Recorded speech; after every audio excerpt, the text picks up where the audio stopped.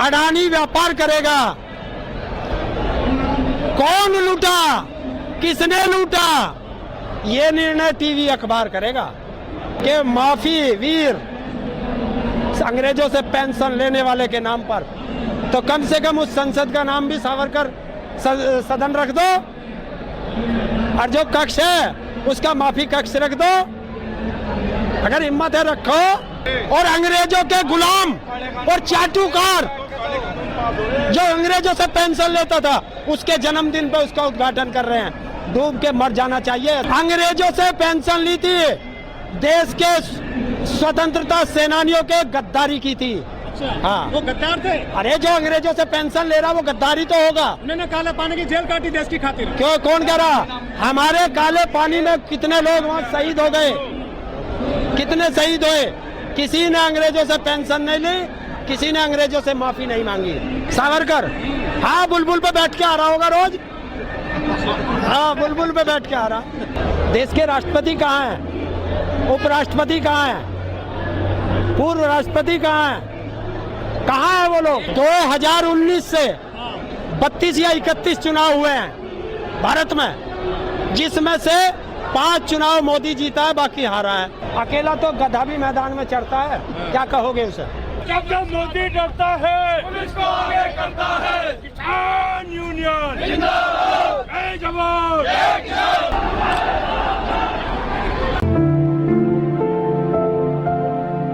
और अपराधी उसी संसद में है, देश के अपराधी संसद में, और देश की बेटियां सड़कों पर। ये लोकतंत्र नहीं, इसे तानाशाह कहते हैं। FIR तो हो गई है, पुलिस जांच कर रही है। कब तक जांच करेगी? भारत का संविधान क्या कहता है कि पॉस्को एक्ट में FIR होते के साथ मुलजिम सीधा जेल। क्यों? वो देश का गृह मंत्री है या देश का सर्वोच्च न्यायालय का चीफ जस्टिस है? एक्ट में तब्दीली करो। अच्छा, उसके कहने से एक्ट में तब्दीली कर दोगे, और देश की जनता कह रही है अपराधी को जेल भेजो। जेल कहाँ है अभी? वो अभी दोषी थोड़ा ना हुआ है। अरे यार, कितने मुकदमे हैं, कब तक दोषी रखोगे? अपराधी कब बनाओगे? जो व्यक्ति खुद कहता हो मैंने एक आदमी की हत्या की है, तो वो तो अपराधी है। लेकिन कुछ असर नहीं पड़ रहा सरकार पे। आपके आंदोलन का 1.25 महीना हो गया है। कोई बात नहीं, यही बात तुम किसान आंदोलन में भी कहते थे। जब भी हमने रुलाया था 8 बार रो चुका है, 9वीं बार रोने की तैयारी है। लेकिन मजबूत हो रहे हैं मोदी जी। नई संसद बना दी देश के लिए उन्होंने। अच्छा, संसद से रोजगार मिलेगा किसी को? बताओ आप, कोई शिक्षा मिलेगी? धरोहर है देश की, धरोहर। धरोहर है जहाँ देश के कानून बनते हैं। कायम है संसद में। बेटियों की इज्जत लूटने के कानून बनाएंगे? क्या बनाएंगे संसद में? जब उसे संसद भारत के संविधान का ज्ञान नहीं है तो क्या बनाएंगे? उसमें ये कानून बनेगा कि SC की देश में कोई आवश्यकता नहीं है, ST की देश में कोई आवश्यकता नहीं है, OBC की देश में कोई आवश्यकता नहीं है। तुम सिर्फ वोट बैंक हो, बाकी तुम्हारी औकात नहीं कुछ भी। जंतर मंतर कैसे पहुंचोगे? कार से। वहाँ तो सब लोग हटा दिए, डिटेन कर ले गए सारे, थाने में भेज दिया सबको। कोई बात नहीं, थाने में कौन सी आफत है? थाने में क्या करना? हिम्मत है तो सबको जेल भेजो। हमारे पास तोड़ क्या, देश की जनता के पास तोड़ है। आ रहा है, अंगूठा दबेगा। अच्छा, हाँ, मतलब 24 में दोगे जवाब? देखिए, वही जनता के पास एक ही मौका आता है। 5 साल में जनता को एक बार मौका मिलता है कि किसको रखना है और किसको भगाना है। लेकिन अजय टैनी मिश्रा भी नहीं हटाए गए हैं, अन्ना आपके जो मुकदमे वापिस हुए हैं। तो तभी तो मैं कह रहा हूँ कि वो लोकतंत्र का मंदिर नहीं, अपराधियों की शरणगाह है। अच्छा, वो कह रहे मजबूत है, प्रधानमंत्री 24 में फिर से आएंगे। देखिए, जो भी लोग आते हैं वो ऐसे ही कहते हैं। अच्छा, हाँ, लेकिन 100 महीने के बावजूद भीड़ नहीं जुट पाई जंतर मंतर पर आपसे। क्यों? 100-200 लोग रहते हैं। 100-200 लोग रहते हैं वहाँ पर। हाँ, तो तुम एक दिन का आंदोलन है, दबाव नहीं बन कोई रैली थोड़ा ही है। सरकार पर दबाव नहीं बनता। ये दबाव नहीं है कि आज देश के किसानों और मजदूरों के आह्वान पे पूरी दिल्ली सील है। यही तो डर है, और जनता यही डर बना सकती है। 11 महीने हो जाएंगे, 13 महीने हो जाएंगे, लेकिन ये बेटियां न्याय लेकर के जाएंगी। लेकिन बेटी नहीं पहुंच रही है जंतर मंतर पर और लोगों की, पूरे देश की बेटी नहीं जा रही है वहाँ पर। जातियों का आंदोलन हो गया, जाट वर्सेस राजपूत। किसने कहा जाति में?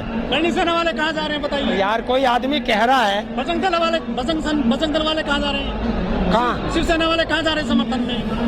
अच्छा वे बताओ। हाँ, वो तो हिंदू की बेटी बचाते हैं ना। तो वे कहाँ है? हम आपसे पूछ रहे हैं सर। नहीं, हम तो समर्थन में क्यों नहीं आ तो रहे? ये उनसे पूछो कि ये देखिए, जो ठेकेदार हैं वही तो बता सकते हैं कि जो हिंदुओं का ठेका लेते हैं। तो संगठन किसकी बेटी बचाते हैं ये? हैं? किसकी बेटी बचाते हैं संगठन ये? तो वो बताओगे यार, मैं थोड़ा बता सकता हूँ। अच्छा, हिंदुओं की सरकार है, हिंदू ही आरोपी है, हिंदुओं की बेटी है, न्याय क्यों नहीं मिल रहा है? देखिए ना, हिंदुओं की सरकार है, तानाशाह की सरकार है। हाँ बिल्कुल खुश होंगे।